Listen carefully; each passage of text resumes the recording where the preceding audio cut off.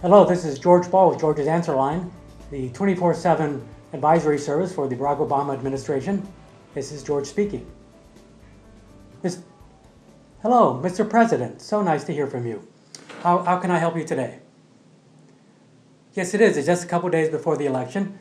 You're worried that the election, the campaign is much closer than you expected? Well, that's true. Very true. And the Romney campaign's portrayal of you're not keeping your promises is hurting you in the polls, and you want me to help you overcome that. Well, that's great. Yes, I have kept the Barack Obama Promises Kept binder. Yes, I have. So we can go through that, and we'll find some promises you've kept, and we can help you win this election. All right, hold 1 second.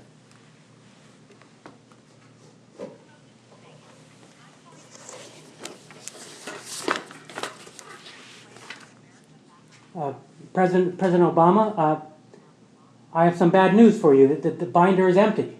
I've not added a single thing to this binder. It's totally empty. All right, let's go through it. Make sure I haven't missed something. Hold 1 second. Let me get to my notes. All right, let's go through it. What promises do you think you've kept, Mr. President? The budget. Well, no, I'm sorry. I don't think that's true, Mr. President. You promised to cut the budget in half by this time, and instead you've increased it by over $5 trillion. It's over $16 trillion now, and you even ignored your bipartisan debt committee on a way to handle it. Okay, let's scratch that. The stimulus and how it was going to keep employment under control. Well, that didn't work either, Mr. President. I'm sorry I can't put that into your promises binder. You promised that if we pass the $831 billion stimulus, the largest in the history of the world, that unemployment would never get over 8%. Yeah, you remember that. Well, quite frankly, until just recently, it's always been over 8%. Besides that, it's now just barely below it. And if you include everybody who's underemployed and stopped looking for work, it's closer to 14 or 15%. So let's move on. Healthcare. No, I'm sorry, I can't add that to your binder either. You know, in the binder, you promised a lower cost, but yet the costs are higher. You promised people could keep their existing insurance, and that we'd have a whole new wonderful healthcare policy for everybody. But you know what's happening is employers with under 50 people are not adding people on because they don't want to have full-time employees. And bigger companies are keeping everybody at part-time instead of full-time so they don't have to add insurance. And insurance companies are thinking about going out of business. It's a mess. It's not working. Okay, let's go to energy. Oh, you're proud of your energy policy, okay? And you've promised an all-above energy plan. Well, I don't think that's happened, Mr. President. I think you're the most anti-coal, anti-drilling administration in the history of our country. You appointed an energy secretary who wants us to have $10 gasoline like Europe does, so we'll stop using oil. And he wants coal utilities to go bankrupt. I don't see how that's an all-the-above energy policy. So let's just move on. There are two for you. Guantanamo and comprehensive immigration reform. Yes, you have talked about that.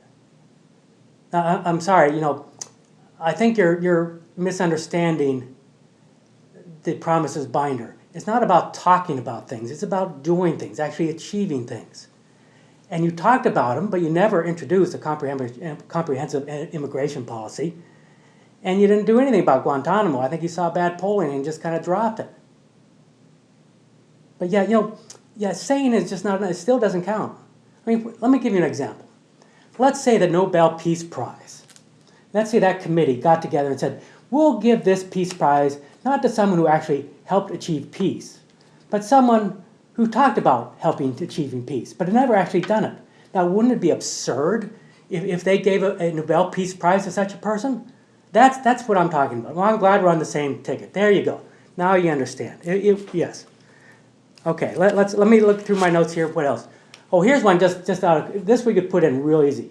Have you stopped smoking? We can't add that one. Okay? All right. Okay, here's one for you. Have you increased bipartisanship? Yeah, I agree. I mean, you passed health care without a single Republican vote on it, and they didn't even get to read it ahead of time.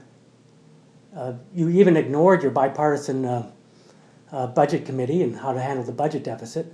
There's nothing bipartisan about it. But you say you've brought people together like you promised. I don't think so. Remember, you used to say there was no red state, no blue state, just a purple state, and how we were going to just bring everybody together because that's what we needed. Well, I've never seen in my lifetime a country is divided by race, gender, ethnicity, and income as we've got at the moment. And that's really based on your own style of division. You're kind of the Vegematic of politics because you're just slicing and dicing until everything's divided. You know, we have the most diverse country ever, and we cannot have policies which worry about the hyphens that divide us as opposed to simply saying we're all Americans. So I just can't add that one. Middle East peace. You want me to add Middle East peace to the promises binder? Well, you know, it's really not happening. The whole Middle East is in turmoil. Look at Libya and Lebanon and Egypt. It's a mess. And Israel is not nearly as safe as it used to be. And one of your promises, Commander-in-Chief, is to protect us. I don't think you did that in Benghazi, or at least those representing you did not. And you haven't even come clean on what's happened there. So let's skip the Middle East. But you provided change. You promised change and you provided it. Well, I've got to disagree. You promised hope and change. There's a difference. There's an and there, not an or. If you said hope or change, sure, I could agree. We could put change in there.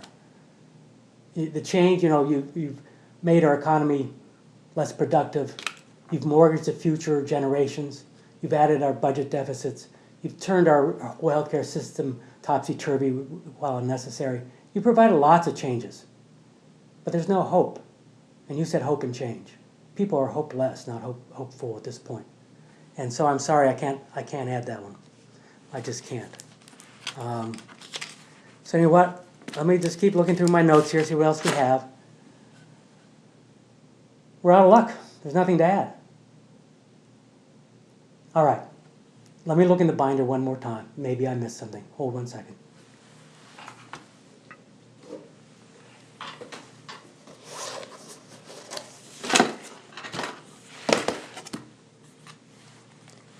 Mr. President, there is a pink slip of paper in here that I missed. It's kind of tucked in. You can barely see it, but it's tucked down there. And it's got some writing on it. It looks like my notes on it. Let me get it out and read it.